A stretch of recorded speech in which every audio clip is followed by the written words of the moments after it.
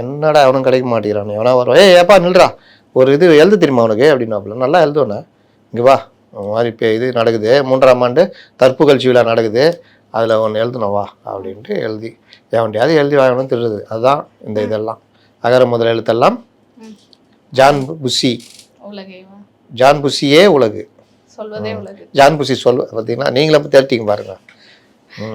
இது மாதிரி அடிச்சிட மறந்துட போறேன். எனக்கு திருக்குறள் அப்படியே மனப்பாடம் பண்ணியது. அகர முதல எழுத்தெல்லாம் ஜான் புஷி சொல்வதே உலகு. நல்லாகுதே, நல்லா தான் இருக்கு. அதுக்கடுத்து இன்னொன்னு சொல்லியிருக்காரு, நம்ம பசங்க அடிக்கிற விசில்ல ஊழல் கட்சியும் தீய சக்தியும் வந்து தெரிச்சு ஓடணும் அப்படின்ற மாதிரி. குப்பை கொட்டுற ஆண்டி காண்டா செம்ம கடுப்பாக்குறாங்க. குப்பை கொட்டுற ஆண்டிலாம் ஒவ்வொரு வீட்லயும் காலையில வந்து விசில் அடிச்சுன்னுக்கிறான், குப்பை எடுத்துட்டு வந்து பார்த்தா இவன் நிற்கிறான்.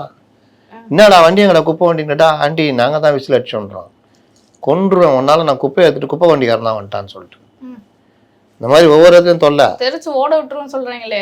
ஆமா, தெரிச்சு கண்டிப்பா ஓடுவான். அவன் போய் நாளைக்கு ஓட்டு வாங்கும்போது வருவான், அதே மாதிரி விசில் அடிப்பான். யாருன்னு அந்த ஆண்டி பார்ப்பான், யாரு ஆண்டி நான் தான் அன்னைக்கு குப்பை வண்டி வந்தேன், நீ தானே அது, இவதான் அவங்க வேட்பாளரா, போட்டுருவோம் முதல்ல போட்டுருவோம் ஓட்டு அப்படின்னு.